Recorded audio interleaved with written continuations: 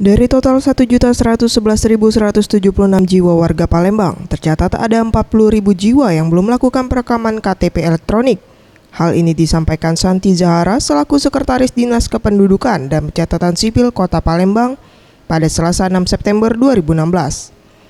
Menurutnya, warga yang belum merekam eKTP dikarenakan ada sebagian warga lanjut usia, warga dengan kondisi sakit, sehingga sulit untuk melakukan perekaman KTP elektronik.